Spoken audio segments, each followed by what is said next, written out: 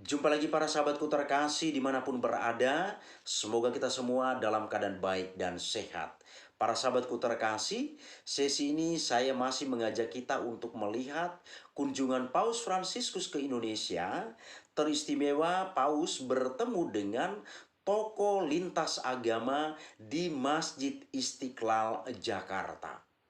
Judul ini penting atau hal ini penting untuk kita ketahui bersama atau kita bicarakan karena belakangan ini berbagai media banyak yang menyoroti tentang pertemuan paus yang terjadi di Masjid Istiqlal Jakarta. Para sahabatku terkasih, di sana begitu banyak pernyataan yang dilontarkan orang-orang di media-media itu. Hal pertama yang ingin saya katakan adalah bahwa Paus Fransiskus datang ke Indonesia itu karena pemerintah Indonesia mengundang beliau untuk mengunjungi tanah air ini. Undangan dari berbagai negara untuk Paus Fransiskus.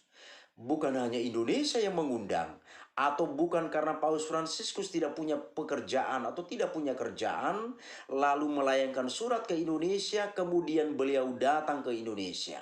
Tapi begitu banyak undangan yang datang ke Vatikan mengundang beliau untuk mengunjungi negara yang lain. Tapi beliau memilih untuk berkunjung ke Indonesia.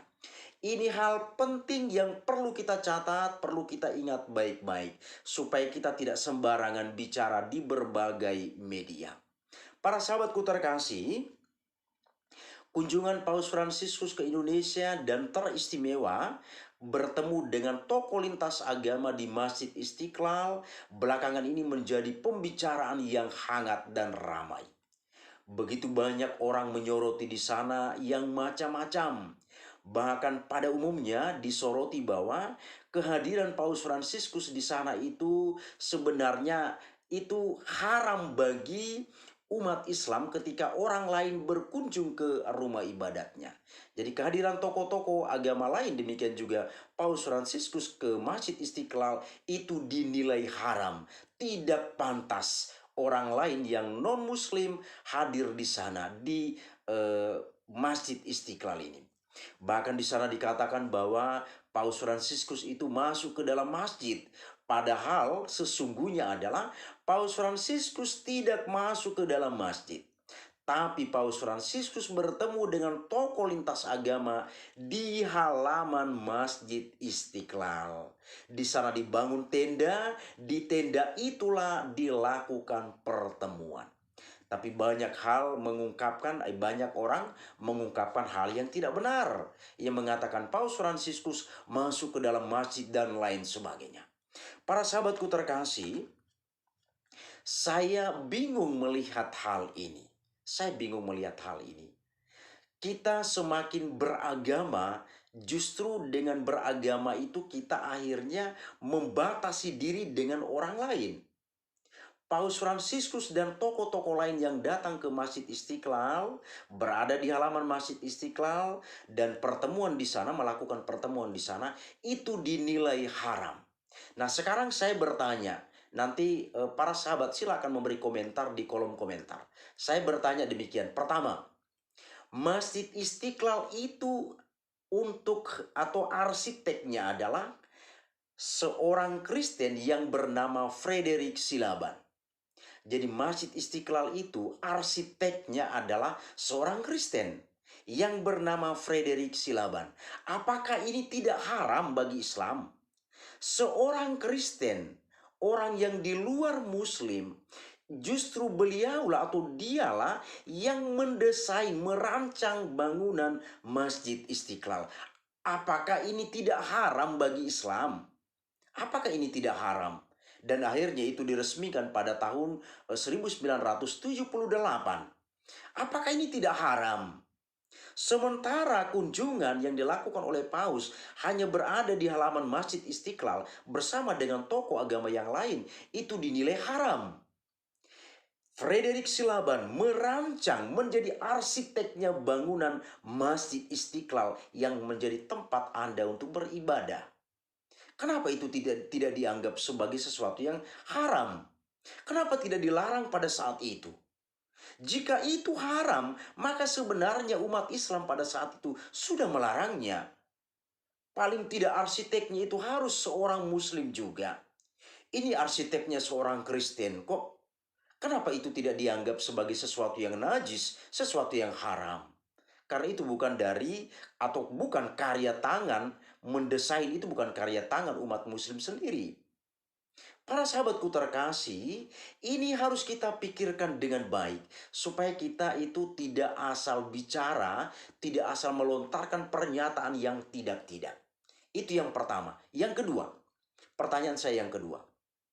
Ketika mengetahui jadwal kunjungan Paus ke Indonesia dengan berbagai kegiatan, dan kita sudah tahu bahwa Paus Fransiskus pada saat itu salah satu jadwalnya adalah mengadakan pertemuan dengan tokoh lintas agama di Masjid Istiqlal Jakarta.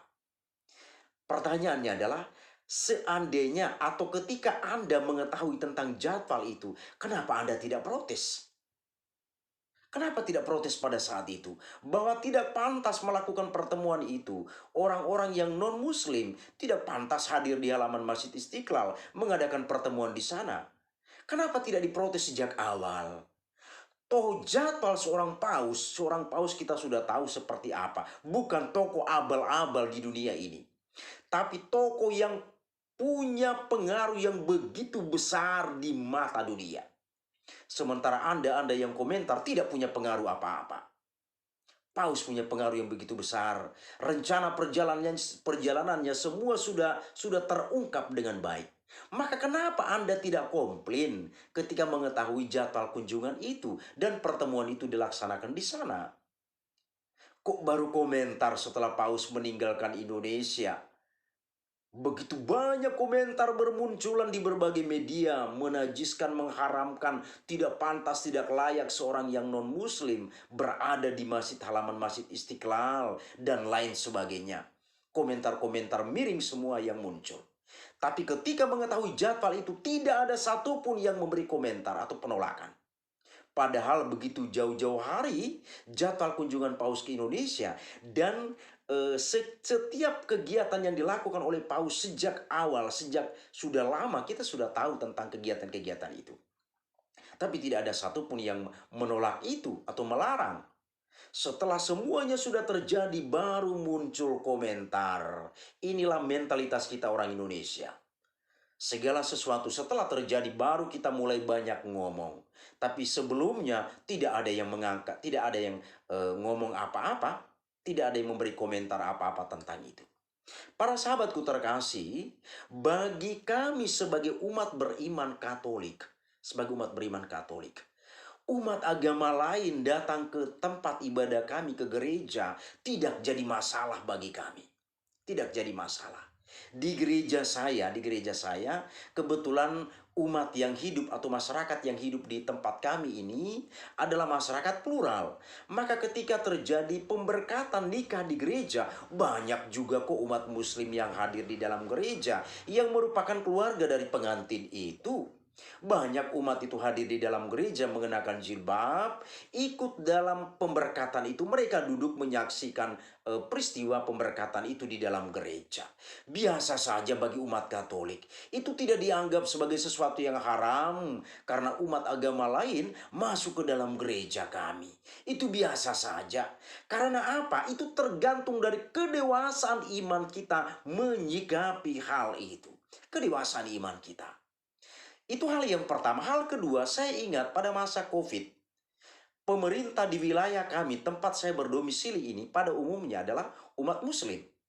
Dan gereja kami karena halamannya cukup luas, dipilih oleh pemerintah ini sebagai tempat untuk dilaksanakannya vaksinasi. Dilaksanakan vaksin di tempat kami. Halaman gereja kami dipakai dan umat dari berbagai agama hadir di halaman gereja kami. Bahkan aula kami itu di lantai 2 itu adalah ruangan besar untuk bisa melakukan pertemuan. Sementara di lantai 1 itu banyak ruangan dibuat di sana semacam perkantoran. Dan di ruangan-ruangan yang di lantai 1 ini juga dibuat atau dilaksanakan vaksin. Dan ingat para sahabatku terkasih, pada saat itu pegawai-pegawai kesehatan tenaga medis yang datang dari kecamatan, kabupaten, dan provinsi itu banyak dari kaum muslim, banyak dari kaum muslim, berjilbab, dan ketika tiba siang hari, tiba untuk jam sholat, mereka bertanya kepada kami, "Pak, bolehkah kami beribadah, melakukan sholat di sini?" Kami dengan senang hati kami dengan senang hati menyediakan ruangan, tempat untuk para ibu itu, para bapak itu melakukan sholat pada siang hari.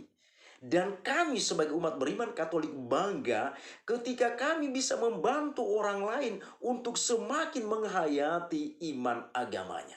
Kami bangga dengan itu. Bisa membantu agama lain untuk semakin menghayati keimanannya. Padahal aula itu berdiri begitu dekat dengan bangunan gereja. Biasa saja kami melayani mereka. Kami dengan senang hati membuka ruangan yang lain di lantai satu itu sebagai tempat untuk tenaga medis itu melakukan sholat pada siang hari. Itu biasa saja. Dan saya sebagai saksi mata karena saya ikut di dalam kepanitiaan itu.